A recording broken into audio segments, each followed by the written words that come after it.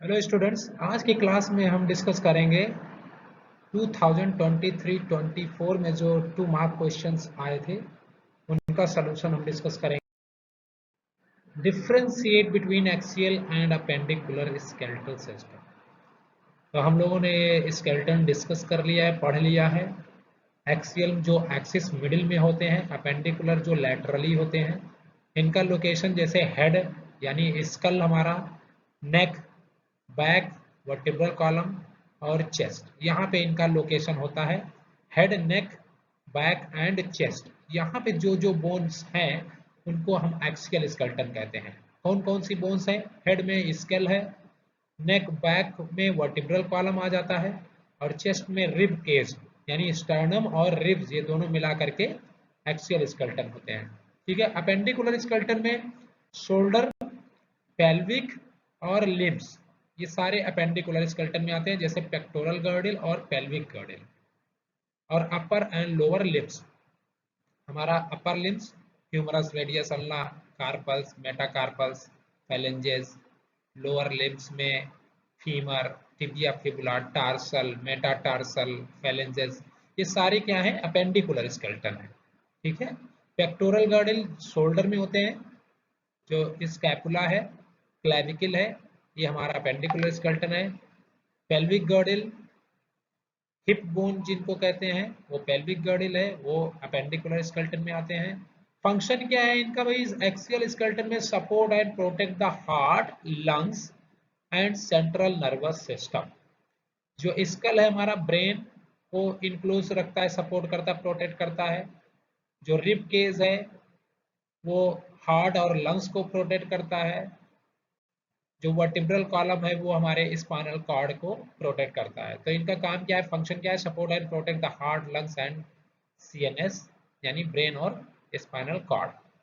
इनका काम क्या है? Appendicular skeleton support and provide leverage for limb movement. Limb movement के लिए ये एक तरह से असिस्ट करता है अपेंडिकुलर स्केलेटन। ठीक है। सेकेंड है function of excretory system. Excretory system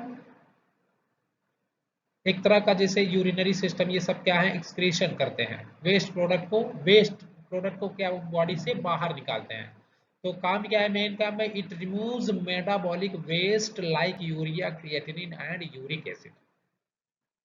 दूसरा क्या है? It maintain homeostasis by regulating fluid, electrolyte and pH balance. जो हमारा यूरिनरी सिस्टम है, जो किडनी है, ये क्या करता है भाई? फ्लूइड को रेगुलेट करता है। जो बॉडी में इलेक्ट्रोलाइट्स हैं उनको मेंटेन करता है, जो एक्स्ट्रा इलेक्ट्रोलाइट्स हैं उनको यूरिन के थ्रू बाहर निकाल देता है। एसिड बेस बैलेंस मेंटेन करता है। जो फ्लूइड है उसको, बॉडी फ्लूइड को मेंटेन करता है। Enumerate cell junction and its type. Cell junctions are contact point between plasma membrane of tissue cells. जो सेल के बीच में जो टिश्यूज है, मान लो टिश्यूज है, उनमें सेल सेल सेल बन करके मिलते हैं टिश्यूज। तो सेल के बीच में जो कनेक्शन है उसी को हम सेल जंक्शन कहते हैं। There are 5 most important types of cell junction: tight junction, adherens junction, desmosomes, hemidesmosome and gap junction. ये सब हम डिटेल में डिस्कस कर चुके हैं, इनको बस इनलिस्ट करना है, सारे टाइप्स बता देना है सेल जंक्शन का। है positive feedback mechanism, negative feedback mechanism, positive feedback mechanism, homeostasis क्या है, ये सब हम डिस्कस कर चुके हैं। पॉजिटिव फीडबैक मैकेनिज्म में क्या होता है? Stimulus progressively increase the response. मान लो कि जैसे कि ग्लूकोज अगर बढ़ रहा है तो और ज़्यादा उसके रेस्पॉन्स में और ज़्यादा बढ़ने लगे। मान लो इंसुलिन रिलीज होता है तब तो ग्लूकोज को कम करता है, लेकिन अगर इंसुलिन रिलीज हुआ और उसके बाद ग्लूकोज और बढ़ने लगा, उसके रेस्पॉन्स में इंसुलिन और रिलीज हुआ और ग्लूकोज और भी बढ़ने लगा, तो इसको पॉजिटिव फीडबैक है। लेकिन ऐसा नेचर में नहीं होता, नेचुरली ऐसा नहीं होता है। ठीक है। वो निगेटिव फीडबैक मैकेनिज्म से कंट्रोल होता है। यहाँ पे क्या कह रहा है? Stimulus progressively increases response so that as long as stimulus is continued response is progressively being amplified. जैसे जैसे स्टिमुलस बढ़ता जाएगा, जैसे जैसे रेस्पॉन्स भी बढ़ता जाएगा। जैसे कि during labour release of oxytocin stimulate uterine contraction which lead to further oxytocin release, intensify further contractions until baby is delivered. एक और एग्जांपल बताया था, जैसे कोई ब्लड वेसल्स डैमेज होते हैं तो वहाँ प्लेटलेट्स आते हैं, प्लेटलेट्स केमिकल रिलीज करते हैं, उस केमिकल के रेस्पॉन्स में और ज़्यादा प्लेटलेट्स वहाँ पे आते हैं, वो प्लेटलेट्स और ज़्यादा केमिकल रिलीज करते हैं, फिर उसके रेस्पॉन्स में और ज़्यादा प्लेटलेट्स आते हैं।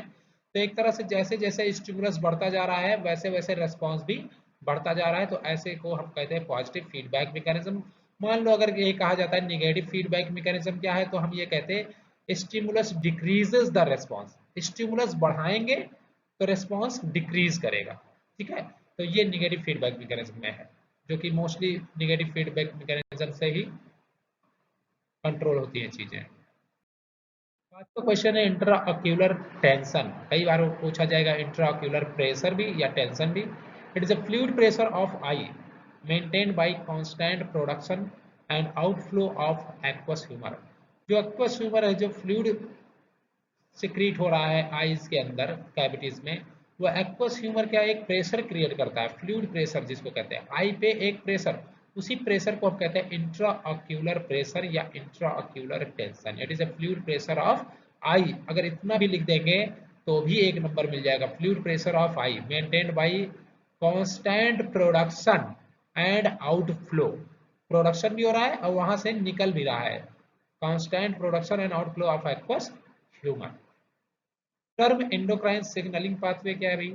Endocrine signalling pathway, in this type of signalling special cells release hormones into blood stream which then travel to distant target cells and trigger a response। तो एंडोक्राइन सिग्नल में हमेशा हार्मोन रिलीज होता है और hormones हमेशा blood stream में, blood capillaries में secrete होता है और वो ब्लड के थ्रू बॉडी में कहीं भी जाकर उसको अफेक्ट कर सकता है, बॉडी में कहीं भी। डिस्टेंट टारगेट सेल्स होते हैं इनके, जबकि पैराक्राइन क्या होता है, बहुत नेबर सेल्स को ही अफेक्ट करते हैं, लेकिन ये बॉडी में कहीं भी दूर है बॉडी में सेल वो, तो उसको भी अफेक्ट करते हैं। Response to hormones are much slower in onset and effects often last longer. मतलब इनका जो ऑनसेट है स्लो प्रोसेस है इनका, लेकिन बहुत लंबे समय तक इनका इफेक्ट रहता है।